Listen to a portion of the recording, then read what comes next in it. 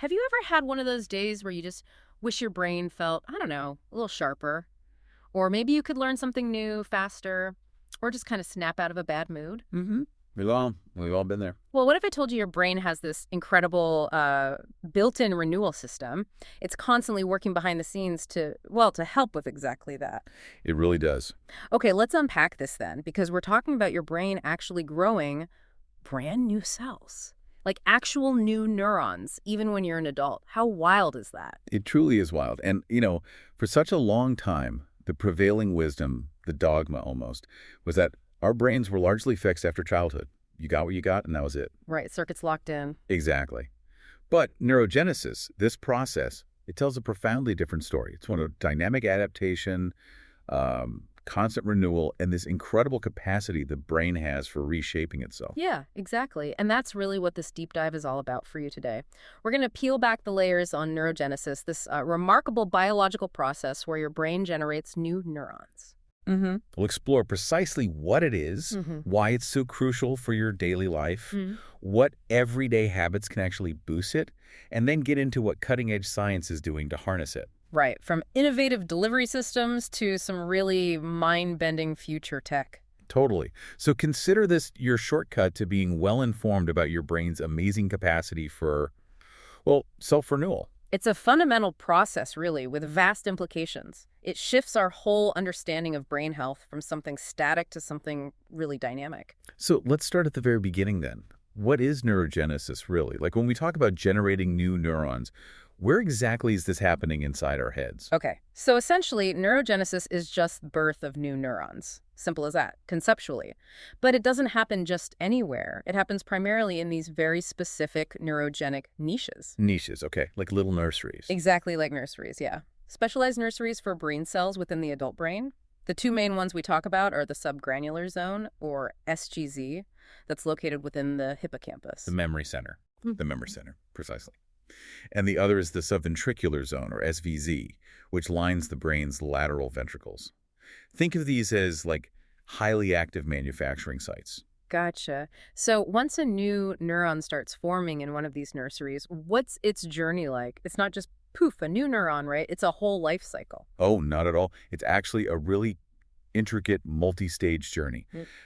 First, you have proliferation. This is where special neural stem cells or maybe neuroprogenitor cells in those niches start multiplying rapidly. Making copies. They're basically making lots of copies of themselves, building up the workforce, so to speak. Okay. Then those new cells, they don't stay generic, do they? They have to pick a job. Exactly right. Next comes differentiation. These newly proliferated cells start to transform into immature neurons. We often call them neuroblasts at this stage. Neuroblasts, okay. And these neuroblasts then embark on this really precise journey. They migrate to their designated areas within the brain. They're guided by various chemical signals, almost like a sophisticated GPS system, ensuring they get to the right neighborhood. So they travel to where they're needed. And once they arrive, that's when they really start to look like what we think of as a brain cell. That's the maturation phase. Precisely. Maturation. Yeah. In this phase, these neuroblasts develop their distinctive features. The branches and wires, the dendrites and axons. But the connections. Right. And they begin to establish those initial synaptic connections, kind of reaching out to other neurons nearby. Yeah. Testing the waters. And the final step must be making sure they actually, fit in, connecting fully to the existing network. That's the crucial phase. It's called integration. The matured neurons seamlessly connect into the existing neural circuits, forming strong functional synaptic connections. Okay. And what's really cool here is that this process is highly influenced by something called activity-dependent plasticity, meaning the more you actively use certain parts of your brain or engage in new learning, the more these new neurons were actually encouraged to integrate and strengthen those very connections. Ah, so use it or lose it, even for the new guys. Pretty much. So it's not just about making new cells, it's about making them useful and part of the team. So it's this whole intricate, really dynamic production line happening inside our heads. Okay, but if you're listening right now, you might be thinking, all right, that's cool science, but what does this all mean for me? Why does my brain making new cells actually matter in my everyday life? Right. And if we connect this to the bigger picture, the profound insight here isn't just that neurogenesis happens, it's that it fundamentally shapes our daily experience. How so? Well, why does our brain bother making new neurons? It's because these new neurons are absolutely critical for our ability to learn and form new memories, Yeah. especially those memories tied to the hippocampus, that area we mentioned. Okay, learning and memory. Makes sense. But it's more than that. They're also deeply involved in how we regulate our mood, our emotional landscape. Okay, here's where it gets really interesting for a lot of people, I think. It's not just about remembering where you put your keys. It's about our emotional well-being, too, and maybe even how our brain handles serious health challenges. That's absolutely right. Neurogenesis supports our adaptive responses to environmental changes, how we learn from new experiences, how we bounce back, build resilience after periods of stress. Resilience, okay. And what's really compelling and a bit sobering is that disruptions in this very process have been directly implicated in various neurological and psychiatric disorders. Like what? Things like depression, certainly, but also Alzheimer's disease and even some forms of epilepsy. Understanding this link is huge. It reframes things completely, doesn't it? It really does. It reframes our entire approach to brain health. Yeah. We start thinking less about just damage control and more about active regeneration. It suggests we might eventually be on the cusp of actually reversing some aspects of cognitive decline or mood disorders, not just managing the symptoms. That's a truly powerful shift in perspective. Okay, so if this process is so vital, so important, can we actually do anything to help it along? Are there things you can do, maybe starting today, to encourage your brain to make more of these new cells? Absolutely, and that's the really exciting part. The good news is many common, accessible lifestyle factors have been scientifically shown to actively promote neurogenesis. Okay, like what? It's almost hard to believe, but does my morning jog or, I don't know, doing a daily crossword puzzle really have that direct an impact on making new brain cells? They absolutely can, yes. Regular physical activity, for instance, is a really big one. And it doesn't have to be, running marathons. Even moderate, consistent exercise can have a profound effect. Okay, good to know. What else? Then there's what we call environmental enrichment. This isn't just about having a tidy desk, right? It's about stimulating your brain. Social interaction is key. Learning a new language, picking up a musical instrument, even tackling puzzles like crosswords or Sudoku, engaging your brain in novel ways. Keeps things fresh. Exactly. Yeah. Some studies also suggest benefits from caloric restriction or intermittent fasting. Yeah. The mechanisms there are still being fully mapped out, but the link seems to exist. Interesting. And what about managing stress? That seems like it would affect everything in the body, including the brain. You're spot on. Chronic stress is a known suppressor of neurogenesis. So practices like mindfulness and meditation, they may promote neurogenesis, very likely by helping to reduce that chronic stress load and improve emotional regulation. Makes sense. Calm brain, happy brain. Something like that. And it's not just your actions. Your environment plays a role, too. Yeah. Natural sunlight, for example, helps regulate your circadian rhythms. That influences mood and cognitive function, which are tied into this. Right. Even specific wavelengths, like blue light, can affect alertness. And for sound, things like rhythmic auditory stimulation, RAS, and music therapy have been investigated for improving everything from motor function after stroke to mood regulation. Wow.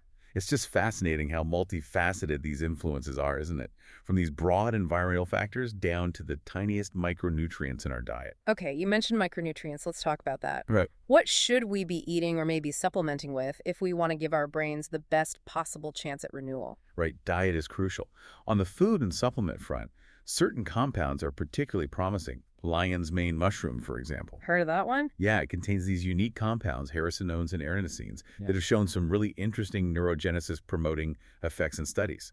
Then there's Bacopa manieri, ginkgo biloba, curcumin, which comes from turmeric. The yellow spice? That's the one. These have all been widely studied for their brain protective and potential neurogenesis-supporting properties. And of course, the essentials, like omega-3 fatty acids, found abundantly in fish oil. Yeah. And also various polyphenols. Those are the compounds found in colorful fruits, vegetables, green tea, dark chocolate. Good excuse for chocolate. Within reason. They're foundational for overall brain health. So it really does come back to the basics in a lot of ways. Eat your colorful foods, get those healthy fats. Precisely. And we shouldn't forget critical vitamins and minerals either. B vitamins, especially B6, B9, folate, and B12, they're absolutely crucial for nerve function. Okay. Adequate vitamin D levels, magnesium, zinc. These have also been linked to better cognitive function and might directly support neurogenesis.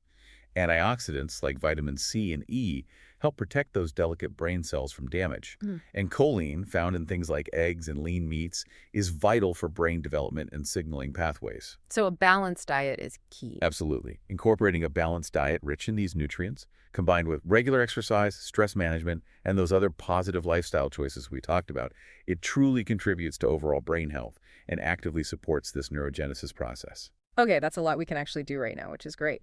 But what about the more cutting-edge approaches? Are scientists working on ways to maybe directly deliver these beneficial compounds to the brain or enhance the process in entirely new ways? They absolutely are. And some of these methods are incredibly ingenious, really pushing the boundaries. For instance, transdermal patches are being explored pretty seriously. Patches, like a nicotine patch, but for brain health. Kind of, yeah. They're being explored as a non-invasive alternative to pills or injections. These patches are designed to facilitate absorption directly through your skin, transdermal delivery. But how do they get the good stuff past our skin? I mean, skin's an amazing barrier, right? It's designed to keep things out. That's a great question, and it's a major challenge. They use what are called penetration enhancers. Imagine special compounds mixed in with the active ingredient. These compounds gently and, crucially, temporarily relax the skin's natural defenses. They might interact with the lipids in the outer skin layer, making it a bit more fluid, creating these sort of microscopic pathways for the beneficial ingredients to get through. So they don't break the barrier, they just kind of loosen it up a bit? Cleverly loosen it. Exactly. Yeah. Just enough. And beyond these chemical tricks, physical techniques are also being integrated into more advanced patches. Physical techniques, like what? Well, for instance, iontophoresis. This uses a really small, generally imperceptible electrical current. The patch would have tiny electrodes embedded in it, and this current essentially helps to push charged molecules across the skin barrier. Wow, electricity in a patch. Okay. And then there's sonophoresis. This uses gentle ultrasound waves, low-frequency sound, to enhance skin permeability. The idea is that the ultrasound creates tiny bubbles in the skin's lipids or maybe slight heating effects that make it easier for compounds to pass through. It sounds like we're really moving beyond just swallowing a pill, aren't we? Yeah. Into this whole new era of personalized, targeted delivery. Patches that vibrate or have electricity. That's genuinely fascinating stuff. It truly is. And this all brings up a vital question that researchers are tackling. Mm-hmm. How can we optimize delivery? Mm-hmm. How do we make sure these beneficial compounds actually reach their targets in the brain effectively, and maybe even when they're most needed? Right. So the integration of these physical methods like iontophoresis and sonophoresis with biochemical enhancers and even more advanced patch designs, think microneedles that create temporary, painless micropores. Ooh, tiny needles. Yeah, or things like liposomes and nanoparticles, tiny bubbles that encapsulate the drug to protect it and help it get through barriers. This integration is a really key area of innovation right now. Okay, so patches are one thing. What about other non-patch methods? What else is on the horizon for delivering these neurogenesis boosters? Well, inhaler sprays are another exciting frontier. Think asthma inhalers, but designed differently. For the brain, how does that work? Formulations can be tailored for inhalation, not just to target the respiratory system, but potentially the central nervous system directly. There's a pathway from the nasal cavity that offers somewhat direct access.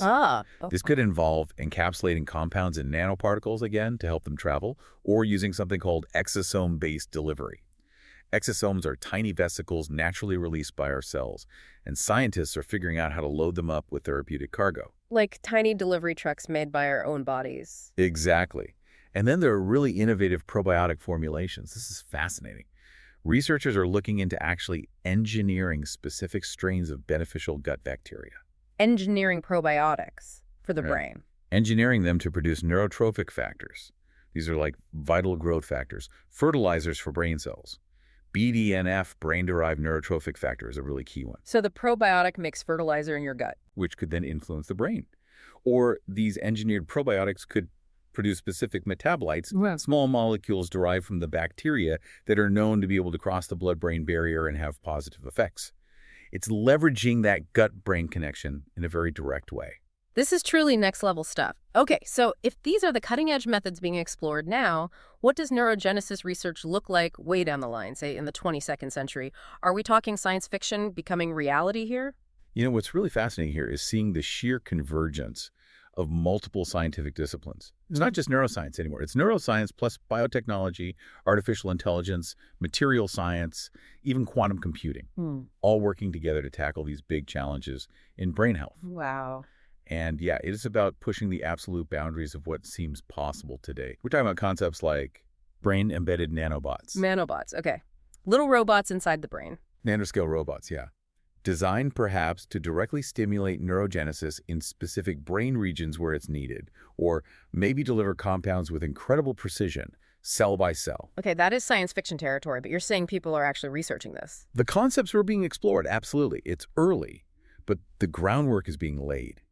Imagine gene editing, using tools like CRISPR-Cas9, which you've probably heard of. Right, editing DNA. Using that to enhance the genes that are directly linked to neuronal growth, survival, and connection, potentially correcting genetic predispositions to certain neurological issues. Incredible. Or think about 3D bioprinting of neural tissue, creating customized brain tissue constructs in a lab using a patient's own cells.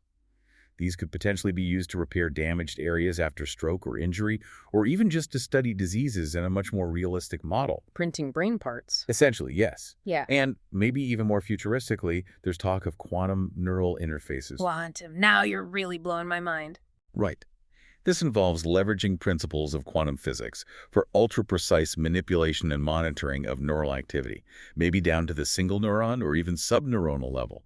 The idea is to optimize brain function and, yes, potentially encourage neurogenesis with unprecedented accuracy. This isn't just science fiction anymore, is it? We're talking about direct intervention at a cellular, even a quantum level, to literally sculpt and renew our brains. That's the direction some of this research is pointing. Right. These aren't just theoretical pipe dreams. Yeah. They are active, albeit very early stage, areas of research driven by this convergence of technologies. Okay, that's truly mind-blowing. So all this incredible science from, our daily habits right up to potential nanobots, it must represent an enormous market potential, right?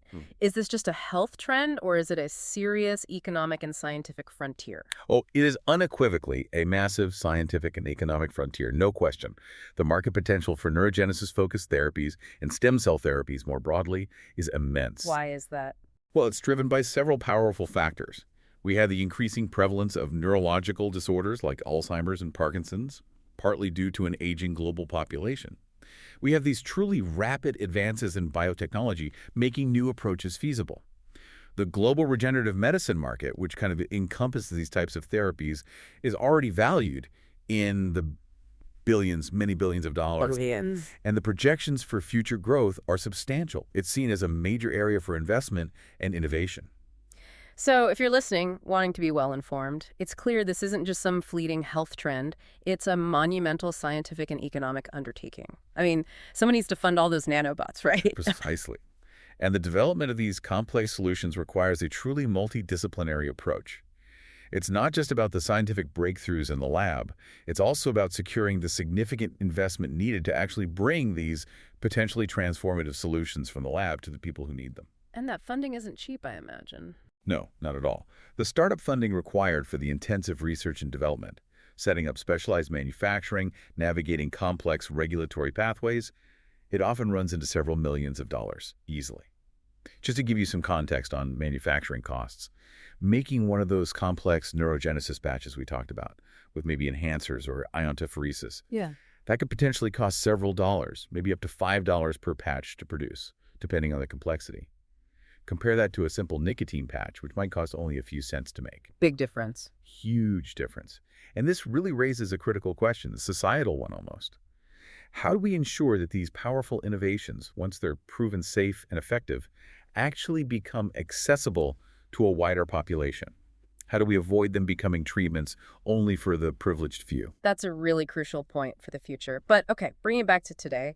For those looking for something more immediate, more actionable right now, you could kind of combine some of these ideas we've discussed, couldn't you? Like maybe a blend of some key supplements coupled with a supportive app.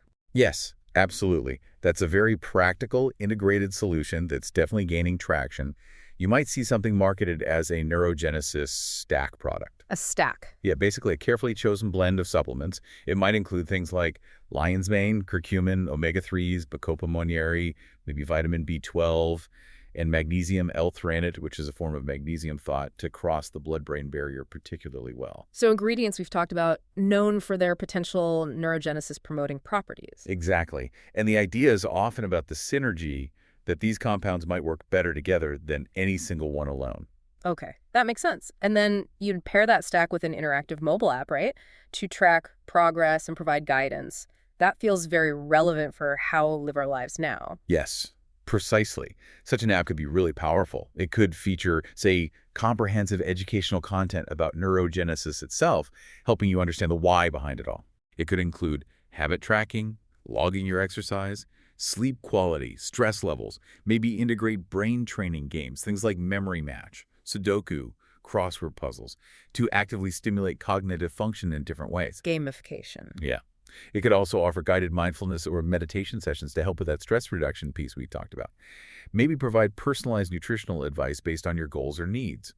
And even offer community support features, connecting users to share experiences and accountability. So it becomes a whole ecosystem. Exactly. That combination, the targeted supplements and the supportive, interactive app, provides a much more holistic, actionable approach for you to actively support your own brain health and potentially enhance neurogenesis. Okay, so wow, we've really journeyed through the whole intricate process of neurogenesis today.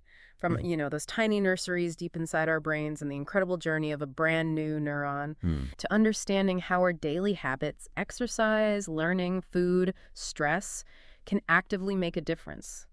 And then we glimpsed some truly groundbreaking delivery methods and the really ambitious future of brain renewal. We even touched on the significant economic potential that's driving so much of this innovation. Absolutely. We've explored the very core of brain renewal and its profound implications for your learning, your memory, your mood, your overall well-being. And I think it serves as such a powerful reminder that the brain is far more adaptable, far more capable of regeneration and change than we ever really imagined just a few decades ago. So as you go about your day after listening to this, maybe just consider the profound implications. What if we could truly optimize and sustain neurogenesis throughout our entire lives? What new frontiers of human potential, maybe creativity or resilience or learning, what might that unlock for you?